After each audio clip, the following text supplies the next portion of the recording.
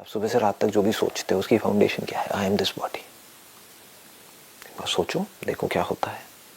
I am this body, I am this body.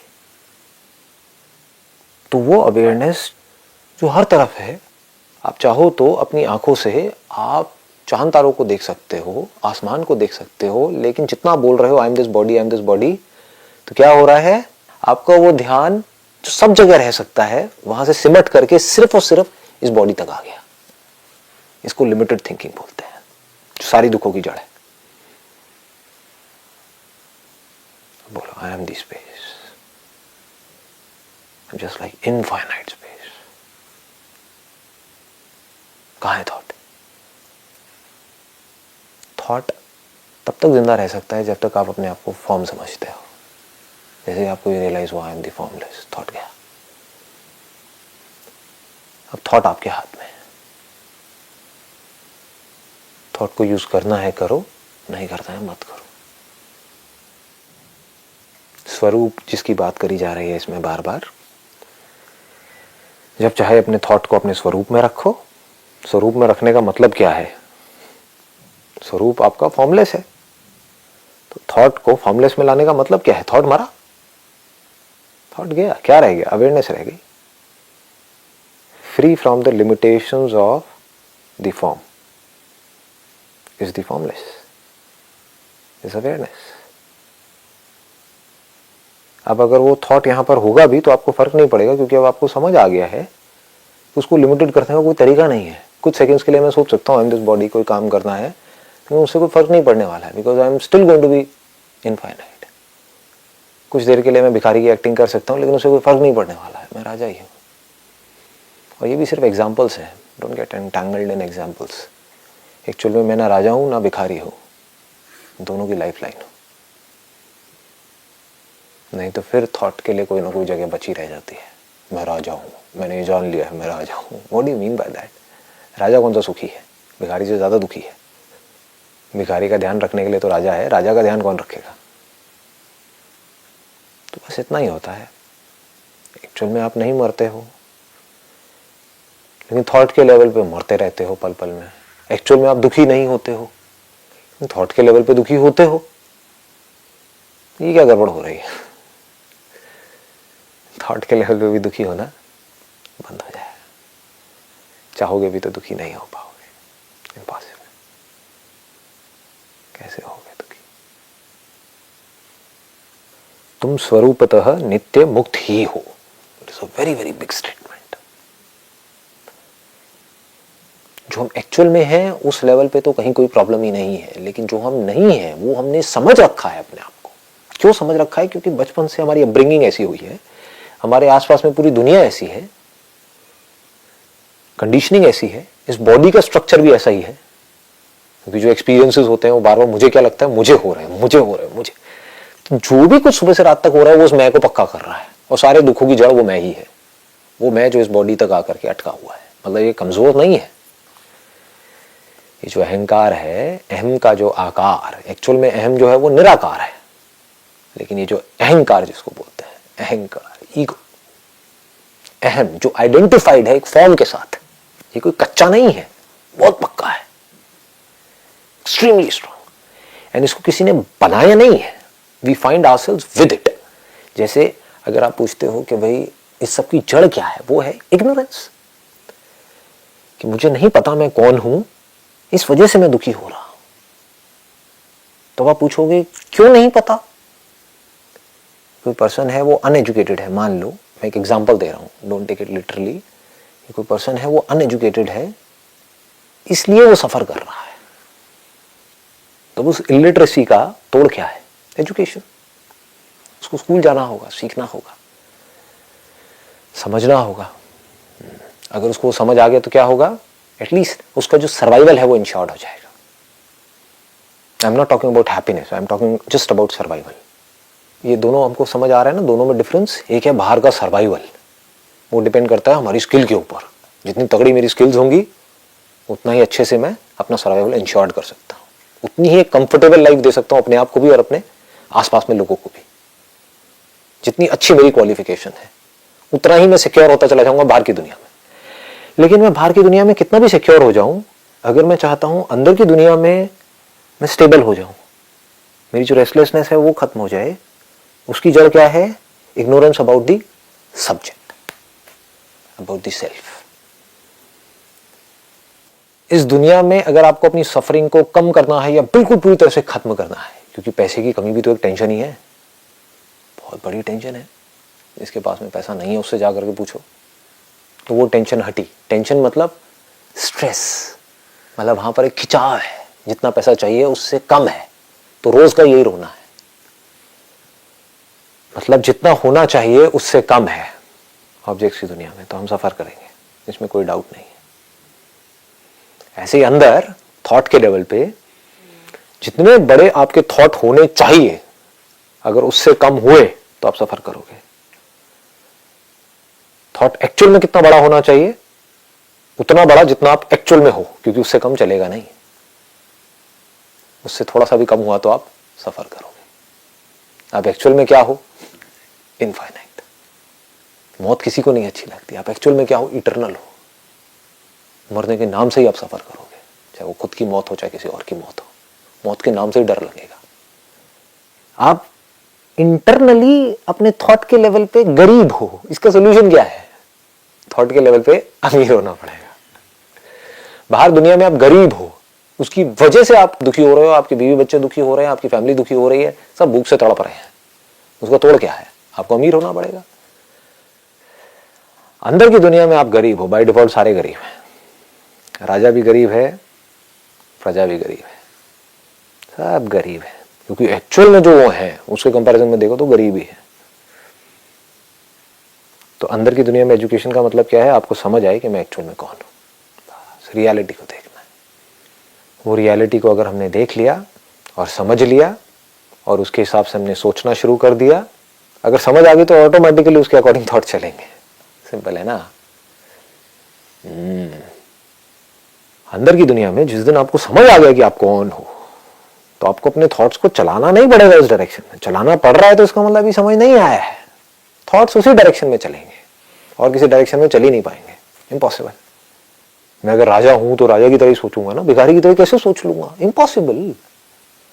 क्योंकि मुझे आकर कितना भी बोलता रहे भिखारी हो भिखारी हो, उसको पकड़ करके जेल में डालूंगा तो राजा हूं। तो थॉट्स उसके अकॉर्डिंग चलने लग जाएंगे, वर्ड्स उसके अकॉर्डिंग मुंह से निकलने लग जाएंगे। तो इस सबका तोड़ क्या है? इस सबका सोल्यूशन क्या है? अंडरस्टैंडिंग। अंडरस्टैंडिंग क्या एक दिन में आ जाएगी, एक झटके में आ जाएगी? बच्चा एक स्कूल में गया और अगले दिन बाहर आया और बोला मैं सीख गया, ऐसे होता है? It's a slow and study process, it's a gradual process. इसीलिए इंडिया में सत्संग को इतनी ज्यादा इंपॉर्टेंस दी जाती है। पहले क्या था? हर घर में एक सत्संग हॉल होता था पहले के टाइम में। मतलब डेली सत्संग होना ही होना है। कब तक? जब तक भी एक बंदा है तब तक। तो it takes time, you need to have a lot of patience, lot of patience. जैसे बाहर पेशेंस चाहिए, किसी स्कूल में जाते हो तो वहां पर पेशेंस चाहिए। कोई बच्चा कारपेंटर का काम सीख रहा है तो उसको पेशेंस चाहिए। कई बार हाथ भी कटेगा, कई बार दर्द भी होगा। एक तरीके से काम करेगा तो उसके हाथ में दर्द होगा, हो सकता है बॉडी में दर्द होगा। वो दर्द को सहना पड़ेगा अगर उसको अपनी एक कंफर्टेबल लाइफ चाहिए तो अगर आपको एक कंफर्टेबल माइंड चाहिए, स्ट्रेस फ्री लाइफ चाहिए, रेस्टफुल स्लीप चाहिए, तो इस एंड पे काम करना ही होगा, चाहे कितना भी दर्द हो, कितना भी टाइम लगे। इसका कोई ऑल्टरनेटिव नहीं है। स्लो एंड स्टडी प्रोसेस एक दिन में नहीं होता है। जैसे एक दिन में बीज एक पेड़ नहीं बनता है, ऐसे ही एक दिन में कोई लिटरेट नहीं हो जाता है। एक दिन में ये सब कुछ समझ नहीं आ जाता है। Takes a lot of time, but it is worth it. Every single moment spent on this is worth it. क्योंकि यहां से आप खुद की जो वासनेस है उसको देख रहे हो, उसका अलग ही मजा है। बाहर की दुनिया में आप क्या कर रहे हो? जितना बाहर देख रहे हो या बाहर के बारे में पढ़ रहे हो, आप जो बाहर की दुनिया की वासनेस है उसको देख रहे हो। उसको जितना देखोगे उतना ही डरोगे, उतना ही इनसिक्योर फील करोगे कि इतनी बड़ी दुनिया में आपकी औकात क्या है? कुछ भी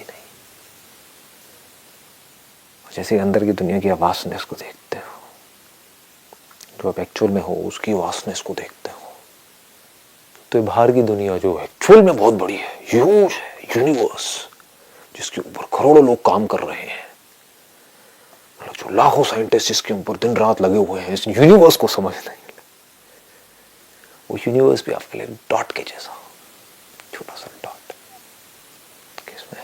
मुझ में। तुम संपूर्ण दृश्य प्रपंच के, प्रपंच मतलब धरती, जल, अग्नि, वायु, आकाश, इन पांचों को कलेक्टिवली प्रपंच बोलते हैं। इनके थ्रू जो भी ऑब्जेक्ट्स आप अपने सेंसेस के थ्रू परसीव करते हो, उन सेंसेस को भी, और जो ऑब्जेक्ट्स आप परसीव करते हो उन सेंसेस के थ्रू, उस सब को प्रपंच बोलते हैं। जो अंदर आपको इन सब के इंप्रेशंस दिखते हैं, बाहर कुछ होता है अंदर कुछ और दिखता है, डिपेंडिंग अपॉन द इंस्ट्रूमेंट, उसको भी प्रपंच बोलते हैं। ये सब प्रपंच है। तुम संपूर्ण, संपूर्ण में मतलब सब कुछ आ गया, कुछ भी छूटा नहीं है। दृश्य प्रपंच के, दृश्य मतलब जो दिखता है, एकमात्र दृष्टा हो, एकमात्र, वन विदाउट अ सेकेंड। किसको कह रहे हैं ये? अष्टावक्र कह रहे हैं राजा जनक को। कह तो उनको रहे हैं लेकिन अल्टीमेटली आपको कह रहे हैं। कितनी बड़ी बात बोलती है। मतलब कि दृष्टा एक ही है, आत्मा एक ही है, अलग अलग नहीं है। एवं सर्वदा सर्वथा मुक्त ही हो, मतलब कि वो जो इन सबको जान रहा है वो मुक्त था, मुक्त है और मुक्त ही रहेगा। उसको बांधने का कोई तरीका नहीं है। जैसे आपकी अवेयरनेस को बांधने का कोई तरीका नहीं है। आप अभी कुछ देखने लग जाओ, कल कुछ और देखने लग जाओ, दिखने में चाहे वो बुरा हो चाहे अच्छा हो, अच्छे की वजह से कुछ रिएक्शंस हो, बुरे की वजह से कुछ रिएक्शंस हो, उससे कोई फर्क नहीं पड़ता है। दिखता है नहीं दिखता है उससे भी कोई फर्क नहीं पड़ता है। लाइट दिखती है अंधेरा दिखता है उससे भी कोई फर्क नहीं पड़ता है। तुम्हारा बंधन यही है कि तुम दृष्टा को अपने से पृथक समझते हो, मतलब कि अपने से अलग समझते हो। बहुत बड़ी स्टेटमेंट है ये पूरे के पूरे अष्टावक्र गीता का एसेंस है। इसी को विवेक बोलते हैं। आत्मा अनात्मा विवेक, discrimination between the self and the non self. तो आप एकमात्र दृष्टा हो, मतलब कि इस सब को जानने वाला। अगर कोई जानने वाला ही नहीं है तो सुख दुख किसको होगा? सुख दुख होगा भी या नहीं होगा? इस दुनिया में सुख दुख नाम की चीज होगी या नहीं होगी? नहीं होगी अगर कोई जानने वाला नहीं है। कोई एक्सपीरियंस नहीं होगा। एक्सपीरियंस किसे होगा अगर कोई जानने वाला ही नहीं है? तो फीलिंग किसे होगी? और जब एक्सपीरियंस ही नहीं होगा, फीलिंग ही नहीं होगी, सुख दुख ही नहीं होगा, थॉट्स ही नहीं होंगे, तो प्रॉब्लम किसे होगी? तब तो कोई सेपरेशन है ही नहीं। जो भी कुछ हो रहा है इस पूरी की पूरी दुनिया में, उस सबका बेस क्या है अगर जानने वाला नहीं है? तो जिसको कॉन्शियसनेस बोलते हैं। लेकिन वेस्ट में लोगों ने क्या किया, कॉन्शियसनेस का भी एक कॉन्सेप्ट बना दिया है, एक आइडिया बना दिया है। They talk about consciousness, but they don't have any clue what this consciousness is all about. क्योंकि वो कॉन्शियसनेस को अपने आप से अलग समझ रहे हैं, उसको भी एक फिनोमिना समझ रहे हैं। वो ये समझ रहे हैं कॉन्शियसनेस भी बनती है और मिटती है। वही गलती कर रहे हैं जो पास्ट में अनगिनत लोगों ने करी है। वो कॉन्शियसनेस को मिक्स कर रहे हैं थॉट के साथ में। वो सोचते हैं कि कॉन्शियसनेस भी कंट्रोल होती है। तो इसको बड़े आराम से समझना होगा कि ये एरर है क्या। यही तो है ना, this is the root cause of all the errors, कि हम देखने वाला किसी और को समझते हैं। क्यों समझते हैं? क्योंकि सुबह से रात तक करते ही यही है। और कुछ करते हो क्या? और कुछ बोलते हो क्या? और कुछ सोचते हो क्या?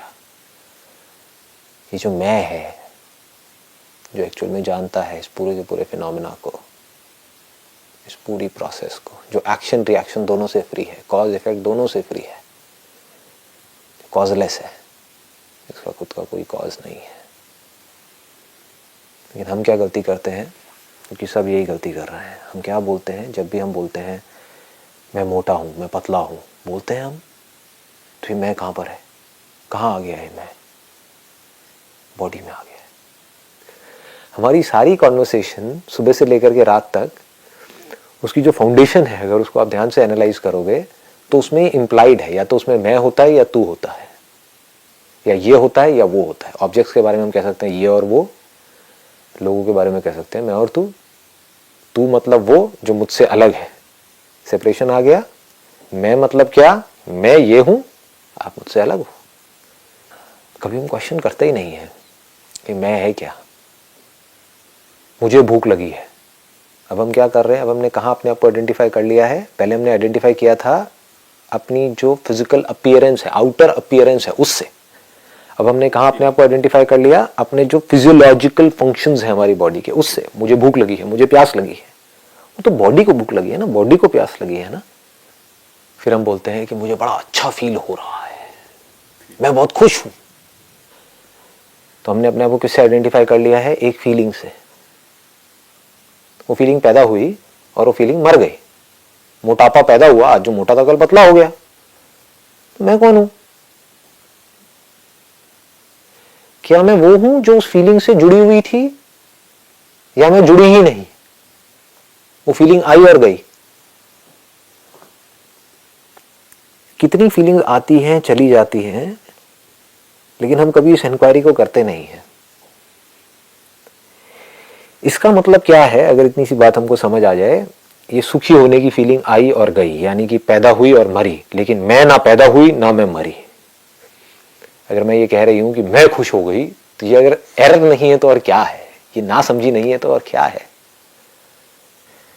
तो इसका मतलब क्या है कि and this is real enlightenment. इसको अगर आप ध्यान से समझ पाओ तो इससे बड़ी और कोई चीज हो नहीं सकती। इसका मतलब क्या है कि कोई भी फीलिंग आ जाए, कैसी भी, अच्छी से अच्छी और बुरी से बुरी, उसका मेरे होने पे और ना होने पे कोई फर्क नहीं पड़ता है। आने दो, देखते हैं कैसी फीलिंग आती है, देखते हैं किस लेवल की आती है।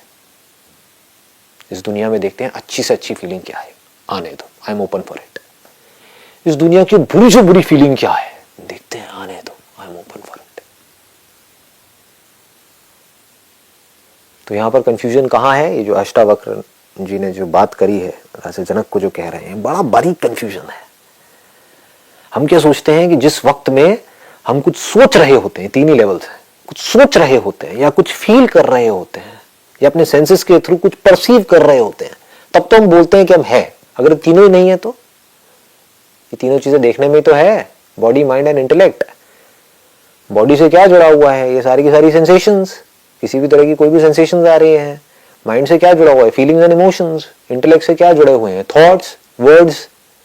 तो जब कोई सेंसेशन होती है, कोई फीलिंग होती है, कोई इमोशन होता है, कोई थॉट होता है, तब तो हमको लगता है कि मैं हूं। ये भी कहना गलत नहीं होगा, इसी को हम कहते हैं कि मैं हूं। बस मैं आपसे पूछूंगा आप क्या हो, मैं ना देख रही हूं, ये मैं हूं। अच्छा, अभी आप नहीं देख रहे, अभी आप सुन रहे हो, तो ये सुनने वाले आप हो, देखने वाले आप हो। यानी कि जब आप किसी ऑब्जेक्ट से जुड़ते हो, आपका ध्यान किसी ना किसी ऑब्जेक्ट से जुड़ता है, तब तो आपको लगता है कि मैं हूं। जब नहीं जुड़ता है तो आपको क्या लगता है कि मैं नहीं हूं। उस वक्त मैं कुछ नहीं बन जाती हूं। कुछ नहीं कैसे बन सकते हो? तो जब कोई फॉर्म होती है, कोई सेंसेशन होती है, या जब अंदर ही अंदर हम कुछ बोल रहे होते हैं, तब तो हमको लगता है कि हम हैं। जब हम बोलना बंद कर देते हैं तो हमें लगता है कि पता नहीं क्या हुआ है। इसीलिए लोग डरते हैं मेडिटेशन करने से, क्योंकि सब कुछ छूट रहा होता है। छूटना इज इक्विवेलेंट टू मरना। वो चुप नहीं बैठ सकते, ना बाहर से ना अंदर से। ये दुनिया की प्रॉब्लम है, क्योंकि उनको मौत से डर लगता है, चुप होने से डर लगता है। जब बोलते रहते हैं तो उनको अपने होने का एहसास होता है, कुछ करते रहते हैं तो अपने होने का एहसास होता है, कुछ देखते रहते हैं तो उनको लगता है कि मैं हूं। बाहर कुछ करते रहते हैं और अपने अंदर कुछ ना कुछ करते रहते हैं। उनको बोलो टिक करके बैठो, कुछ नहीं करना है, वो छोड़ नहीं सकते उन थॉट्स को। क्यों नहीं छोड़ सकते? क्योंकि डर लगता है। नोन में जिसको वो जानते हैं वहां पर वो बड़ा कंफर्टेबल फील करते हैं, चाहे वो बुरा भी हो। अननोन से डर लगता है। कि अगर इस थॉट को छोड़ दिया कि मैं हूं, ब्रेथ जिसको मैं देख रही हूं उसको छोड़ दिया तो क्या होगा? कहीं ब्रेथ बंद तो नहीं हो जाएगी, कहीं मैं मर तो नहीं जाऊंगी। हमेशा हम कुछ ना कुछ पकड़ करके रखते हैं। क्यों पकड़ करके रखते हैं? क्योंकि अगर ना पकड़े तो हम है ही क्या। अगर मैं किसी आदमी से पूछूं, आप अपनी मेमोरी को मत पकड़ो, अपनी परसेप्शंस को मत पकड़ो, किसी को मत पकड़ो, आप हो क्या? उसको पता ही नहीं है वो क्या है। इसको इग्नोरेंस बोलते हैं। अगर किसी को पता हो और अच्छे से समझ आ चुका हो मैं क्या हूं, तो उसके लिए थॉट्स का होना या ना होना एक जैसा है। फीलिंग्स का होना या ना होना एक जैसा है। बॉडी का होना या ना होना एक जैसा है। इसको विवेक बोलते हैं। तो इसको बिल्कुल क्लियर है कि क्या मरता है और क्या नहीं मरता है। क्योंकि जो खुद नहीं मरता है वही उसको जान सकता है जो कि मरता है। क्योंकि उस फीलिंग को जानने के लिए जो पैदा हुई और मरी, किसी ऐसे का होना जरूरी है जो उस फीलिंग के पहले भी था, उस वक्त भी था और बाद में भी था। Should be absolutely clear. इसी को स्थित होना बोलते हैं कि हमारी समझ वहां पर स्थित हो गई है जो हम एक्चुअल में है। वहां से हमारा थॉट से भी अटैचमेंट छूट जाता है। We become indifferent to the presence and absence of thoughts. This is the highest possible state. कुछ लोग हैं जो थॉट्स को पकड़ रहे हैं, उसको छोड़ नहीं सकते हैं, रेस्टलेस हैं, कॉन्टिन्यूसली कुछ ना कुछ सोच रहे हैं, कुछ ना कुछ बोल रहे हैं, बड़बड़ बड़बड़ बड़बड़ बड़बड़ बड़बड़, सुबह से लेकर के रात तक, अंदर भी बाहर भी रेस्टलेस है। कुछ लोग हैं जो इन थॉट्स से पीछा छुड़ाने की कोशिश कर रहे हैं, पहाड़ों पे जा करके मेडिटेशन करके ये करके।